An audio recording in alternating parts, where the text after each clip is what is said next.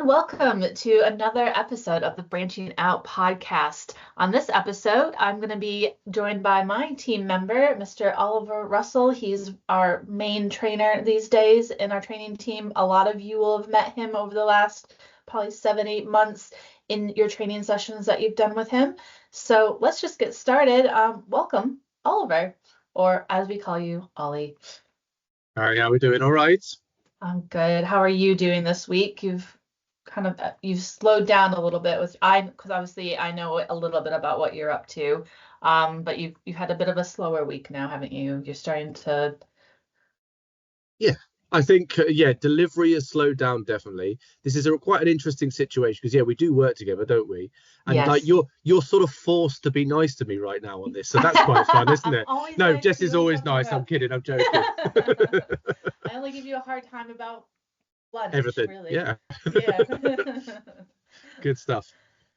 So could you give us a bit, obviously people know you as a trainer, you've done some, obviously you do like the manage and develop and all of that, but then you also have done some special work in certain divisions. So could you give people a bit of an insight into, obviously they see the front end of everything, but could you give us a little idea of what your day-to-day looks like, what your role here in our team is? Yeah, so my official role is learning and development partner. So there are sort of two aspects to that, I guess. The first bit being delivery, as you say, L&D. So that's where you see me doing GC develop, GC manage, also the classroom stuff we do, so GC lead, and also even induction. So I'm afraid I'm the first impression a lot of your teams Oh, get. yes, you are doing that now. You Yeah, were gifted so the gift of orientations. So if you get troublemakers from the start, you can sort of semi-blame me. I'm okay with Yeah. Okay. that. So that's one aspect of what I do is kind of the delivery aspect. But then the partner part of my title is the kind of the proactive stuff, I guess, where I go and I work Yeah. with various stakeholders throughout the business. We talk about what their learning needs are. We say, hey, there's a need for a bit more of this kind of knowledge in my team. There's a bit more of a demand for knowledge in this area of my team. And then I orchestrate bespoke training for those, and then we organize it and we get everybody together and we do training. So there's the structured stuff, all the lovely GC University stuff that we all know and we can all go and find, go and seek Yep. now.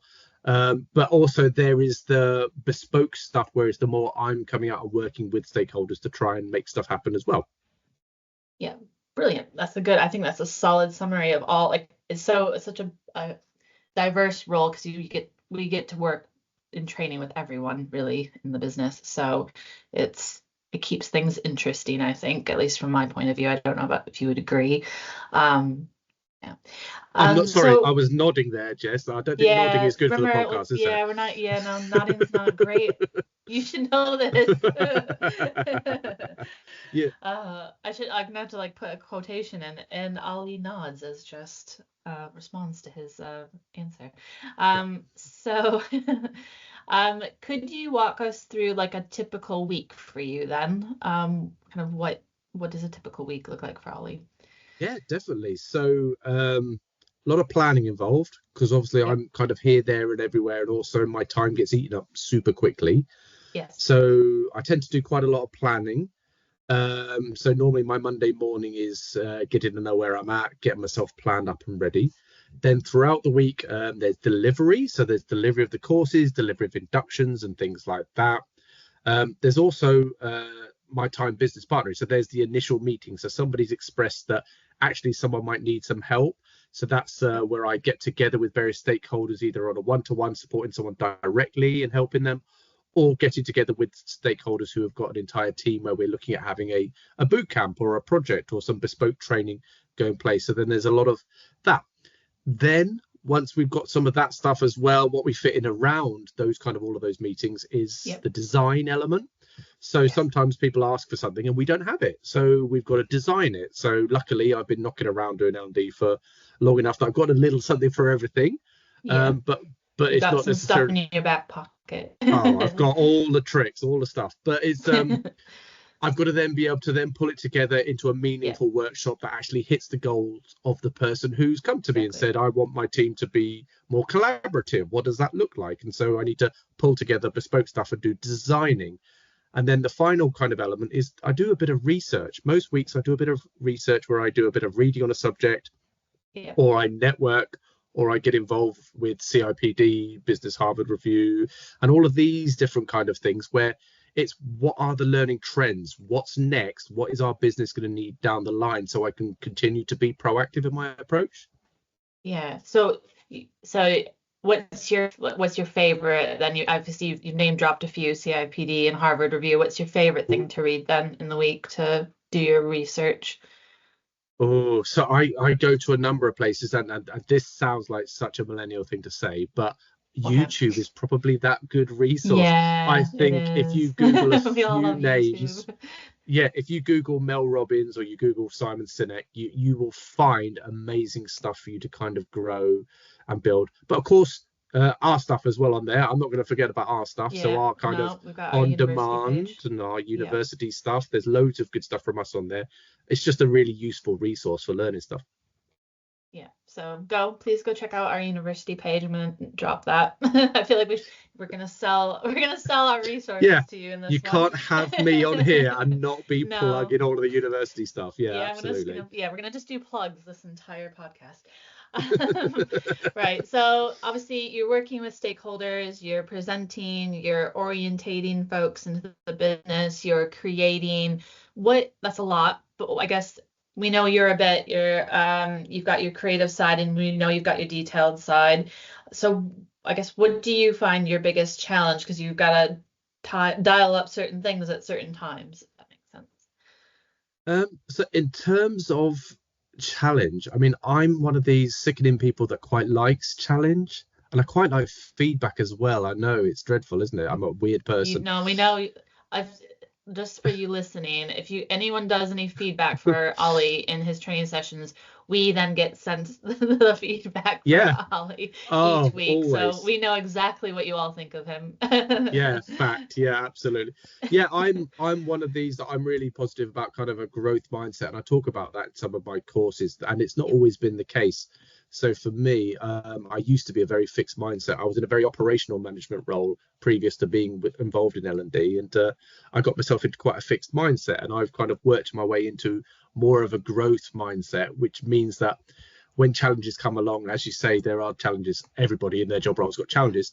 But for me, I kind of see them as opportunities. I'm like, oh, I've never done that thing before. I'm going to grab hold of it. I'm going to try and get my brain around it. I'm going to be a pain in the bum to everybody around me until I understand it. But I'm going to make sure that I leave here with more knowledge than I came into the situation. Yeah, no, and I think it is important, obviously, in your role, but it's, I think, an important thing at ground control that we really are trying to harness and trying to develop more in your training sessions um, and people being, open to the learning some new tricks and new ways of doing things, new ways of having, challenging conversations for one of them. And I'm going to do one more plug at least, and then I'll give it a rest. But we do have our bite sizes on growth mindset and on these like giving feedback and receiving feedback. So if you want to learn more, please check those out. Or come and spend 90 minutes with me next year on the GC Manage or the GC Develop program, where we talk about lots of subjects like that. Yes, do pick and mix. This is getting shameless now, isn't it, with our plugs? But it's good because we want people to know what we're doing, don't we? Okay. Jazz is gonna cringe, this guy. Right. So just kind of finish up about you and your role. Do you think there's any misconceptions about what you do? Yeah, definitely. In all of my time in L&D, I think there's a bit of a conception where talking in front of people is hard, and that can be hard. Definitely, it's not necessarily a skill that everybody's comfortable with, first of all. But I think people think that producing the materials to train is the easy bit. Everybody who's knowledgeable and a specialist in any kind of a subject can talk about that subject, but actually there's a bit of translation involved in the background, where it's actually, if I'm going to tell a room full of people with different learning styles and different attention spans and different backgrounds, different experience, they've been through different companies, it needs to be presented, that information. And I don't mean the delivery, I mean how it's actually put out there it needs to be translated in a different way. I can't, I'm not going to pick on IT, but as an IT department, if they were talking about an IT subject in the way that they would talk internally about IT, a lot of us, myself included in that bracket, would struggle to understand it. Yeah. So there's that translation piece. If IT gave me something to deliver, I'd have to translate it in a way that does that. And so there's that translation piece at the end. Exactly. And then there's the measure and all of the behind the scenes stuff. So all people see is the delivery. So I'm out there being my jolly self and being happy and talking it through and everything. But after that, the little bit of, oh, I've asked you for feedback and I've checked in with you and stuff like that, I'm then going in the background and reviewing my materials, comparing with that. Did I hit all the learning needs? Were there any problems? And then there's always the review, evaluation. Did it meet the needs of what we scoped out when we did it? And then going back around the circle and rewriting it and rejigging it. Yeah, it's never ending. It's just a constant circle of development. I have that as well in e-learning and I think that's something that you can almost transfer in anything that you're doing. Every division has their own language.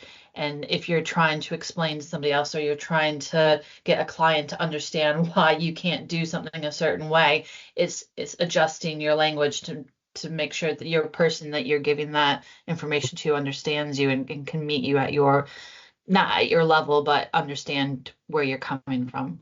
Completely. So I guess the hidden skill is that you are a translator of all languages across a business, including subjects you don't even know about. Yeah, that's exactly the hidden skill, I guess. Yeah. I know a little about a lot working at ground control. Right. So I guess I'm going to change paths a little bit and talk specifically about you and your development.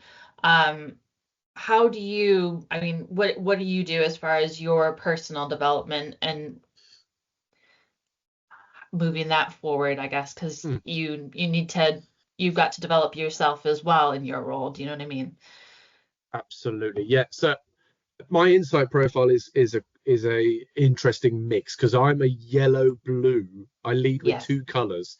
Yes. So most of you get to see my yellow side when I'm delivering and everything, which is great. And but I get your blue side. You almost exclusively get my cold blue side, where I'm kind of detail orientated and looking at this and analyzing this and everything. So for me, when it comes to development, I'm really positive about it because of my yellow side. But I've also normally got a plan in place. Like in my head, 5 years from now, I know how much knowledge, what kind of level I want to be at and everything like that.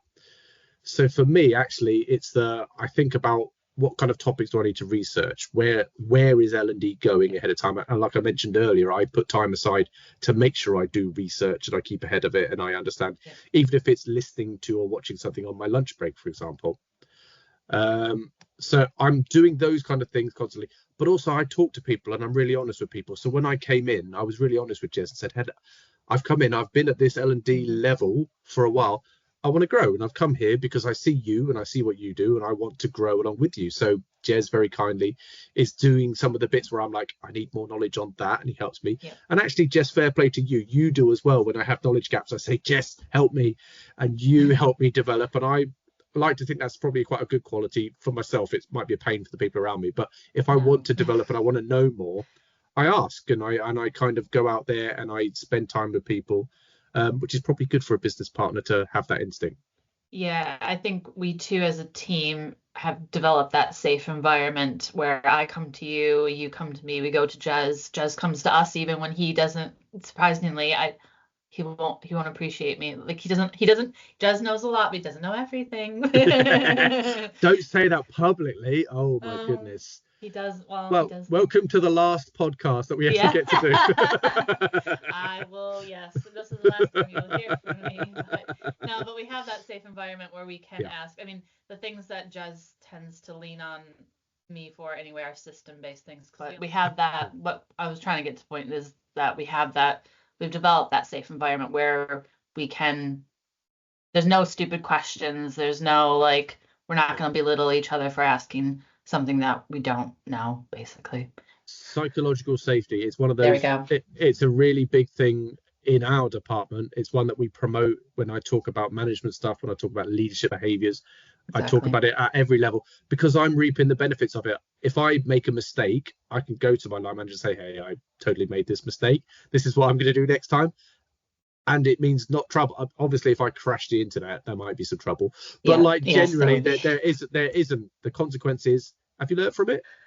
And that's really helpful for me because it encourages me then to be autonomous. It encourages me to go off and explore and research. And so now I come back with, hey, this is some cool stuff I think we should do, as opposed to waiting for somebody else to feed me that.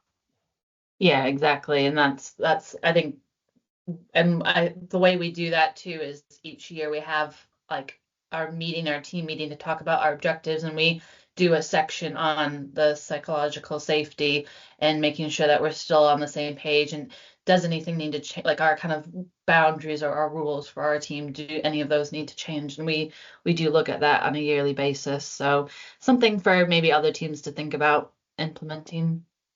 Absolutely. Right. So obviously we'd like to keep these informative, but also short so that we're not taking up too much of everyone's time. So I'm just going to go to kind of one last question for you, Ollie. What is the best piece of advice you've ever been given? So I'd like to say it was from a person I know, but it's not actually technically a person I know. So mine's actually from Tom Hanks. Yeah, we all wish we knew him. Exactly. He's everybody's uncle, isn't he? So I really like movies, and I've seen him in one-to-one interviews, and kind of how he talks about challenges in life, but also successes in life. I really like. So he has this phrase that he uses that this too shall pass. And I really like that. So when, for example, you're having an amazing time, you've got your kids all running around your feet, and they're a bit under feet, and it's a bit chaotic, and you're like rushing to do stuff, but they're there and they want your attention. You kind of in the moment go, God, I need to get through this to the other end. But actually, this too shall pass. Enjoy the moment, enjoy the kids being around you, and enjoy that happening, and savor those moments. But equally, if you're having a major chaotic time and everything's going wrong, your project at work isn't going as you would like it to, this too shall pass. So actually, the good times roll with the bad. So whenever you are in that moment where you need to ground yourself and go, okay, I can deal with any of this situation, or I can really enjoy this situation, it's the temporary nature of any situation you're in. Yeah, I think for work, that's brilliant because especially like if systems are crashing, I have these moments where systems are crashing. You pause, you take your breath, this will pass, we'll figure it out, we'll work with IT, we'll get it resolved. And definitely any parents listening, I had the tantrum on the way to nursery this morning, and I did my deep breath and I said, this will pass, it'll be fine. And it was. So yes. They won't want you driving to nursery. They'll be, I'm walking to school, Mum, in very soon. Oh yes. Yeah, no, we already have that problem. He tries to march up the hill, and I'm like, no, we're not doing that today. Right. Well, thank you very much, Ollie. It's been great to catch up with you. And please reach out to us. I think one more shameless plug. Yeah. Absolutely. Yeah, give us a shout. Anything to do with any kind of development ideas, bouncing stuff off us, any bite size that you like and want to know more about, or if you or any of your team, you think there's an opportunity around development and you want to discuss and understand it a bit more, just reach out. Yes. To Ollie, to Jez, to myself, to anyone in the training team. We want to help. We want to be there for you. And if you've enjoyed listening to this and, maybe want to get involved, please reach out to me, and we'll have a good chat. So thank you again, Ollie, and I will catch up with you again soon. Thanks, Jess. And that's it for this episode of the Branching Out podcast. Thank you all for listening this year. We'll be taking a few weeks off for the holiday break, and then we'll be back in the new year. So till then, take care.